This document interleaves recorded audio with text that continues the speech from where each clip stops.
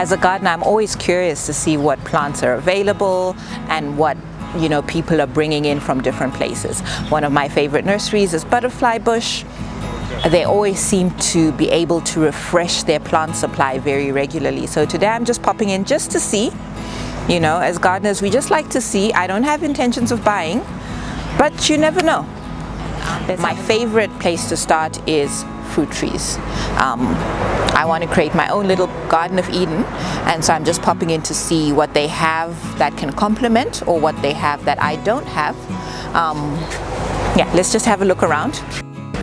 They've got quite a bit of citrus, satsuma, mandarin, mulberry, loquat, and here's something that I might actually be getting.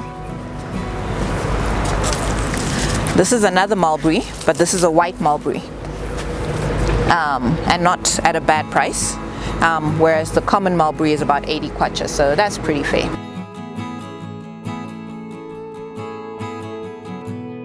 So Butterfly Bush started in 2014. It was my mom and parents' idea to start the whole business.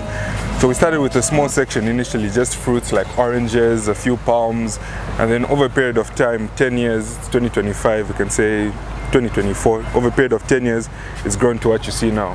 So a lot of the production we do ourselves, and over a period of years, we've grown to import plants as well from South Africa, such as like these rare ones like Coprosmo. What is this called? Sorry, Coprosmo. I was admiring just now. Yes, it's Coprosmo, South African plant, and then there's also a green variety that side as well. Yes, and then we also import various types of fruits, such as apples, pears, South African guavas. This is actually the section that I was admiring just now. This is the fruit section. So before it was a very small section, only like 5 types of fruits. Yeah, now it's grown into over 50 varieties of fruits. These are South African guavas. These are ones that bear fruit early. They're quite big compared to the ordinary local Zambian guavas. Yes. White guava. Actually, a friend gave me one of these to taste the other day. These are very nice and sweet. There's also this Spanish lime. These are native to, if I'm not mistaken, Spain. Spanish lime, obviously, yeah. So of another variety of fruits we have. Then there's nectarines as well. Variegated, not variegated, grafted apples, self-pollinating and cross-pollination. Okay. Have you planted any of these yourself? Yes, we have at home. And they're fruiting fine? They bear fruit. Because one of the concerns, or one thing I've heard people say, is that actually, buying these imported ones, they don't do as well in our local climate. That's very true. Maybe like some apples, they won't grow as big as, let's say, the winter climate in, let's say, the UK and other countries where the weather is good for them. Okay. But all these do give fruit, and we've had customers come, even pears, apples, peaches, they all give fruit. That's intriguing. Yeah. I think I might be tempted to take your word for it. Yes. I'll come to your house first and taste. No problem. Seeing is believing. I come here quite frequently and I see that you have you always have new stock. Yes. Is it because you're selling so much so quickly, or? It's one of our unique selling points in the business perspective. One of my father's ideas for the business was variety. You should have variety, and I think in business it's important to have to cater to different people's needs and markets. So we always bring in new fruits, and that's why certain things finish and certain things come. And we also sell at a seasonal period. So over time, some things come in, some go out, but our main target market is unique selling point is basically to have as much variety as we can. Exactly. Yeah. So someone can actually come here and buy everything that they need for their yard. Definitely. What's your favorite?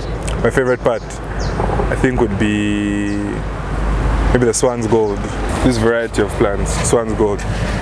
These people like them a lot, but you can see the price is a bit hefty. I know. I'm on the gardening groups. Yes. People are always looking for this. And I know people sell, but they sell them much smaller. Much smaller. We have small ones, but the small ones don't really last. As people, when we see them, they see we started at 495, 600, 1,200. Those never last. The customer will come get 10, 20. But we've got a variety of plants. We've got this one, ficus. Ficus, I know this was also really popular. But so maybe explain to me, what are the trends that you have observed? Like, what are people going for? Because I'm sure tastes change. I've noticed in Zambia, it's got a very homogeneous market. basically everyone goes for the same things majority of the time. You know, I feel like that's the trend a lot of people follow. A lot of people usually go for palm trees like Cubans, king palms, but as a salesman I do try and make it an opportune thing for them to also expand and try new things. Let's say like Vicha palms, bottle palms, so at least you have a beauty in the nursery. Also maybe summer plants, winter plants. People like things throughout the year, but I do advise them that you should have a winter garden, a summer garden, so at least every year you see something new. Every season basically. What do you mean by you should have a summer garden and a winter garden? So let's say certain plants like Pride of India are more like a summer plant. These ones bloom more throughout the summer for maybe 4 or 5 months, and then let's say winter plants are maybe camellias. Camellias are those ones there, but it's not in winter, so having things flowering all throughout the year gives you a unique feel to the garden as well, and it doesn't limit your your garden to just one variation of color throughout the year. Yeah, no, I agree. Like having interest in the garden so that it's continuously a like space. Azalea and Camellia, these two are winter colors. So specifically these types, I would advise people to get them. In other words, it's like a winter rose. So during winter, you get a... What color flower is that? This China blood. It's a dark red. Then there's a white pink, and then there's one called frankincense white. Gives a white color.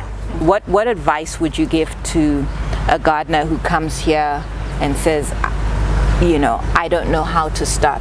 I want to do my garden. I want to do something in my garden, but I don't know how to start. Because I'm sure when they come, they're overwhelmed. Yes, they are overwhelmed. I think people want plants that are low maintenance and that also give flower throughout the year, so they at least have some beauty in the garden and they don't actually die. So I'd recommend maybe starting with agaves, since are those like desert plants. You don't really need a lot of maintenance for them. But if you want something more greenery, I'd maybe advise you again to get like creepers, cufeas, maybe like a Rangoon creeper, golden shower, cigarette bush, I think, or pink cordyline. I think these are a lot of the plants that people grew up seeing. Yeah. So, but a lot of the time people don't like them because they're tired of them. Exactly, but I recommend they're so other common. things, yeah. But I mean, it makes sense because they grow really quickly. They can cover a large space, so they can cover the wall and just have that big impact. Yes. And the reason that, you know, they're used to seeing them is because they do well. Yeah, I believe why fight nature? Yeah, true. You know, just go with what has been proved to work. But every garden is unique at the end of the day, you know? Exactly. There's desert gardeners, English gardeners, everyone is different.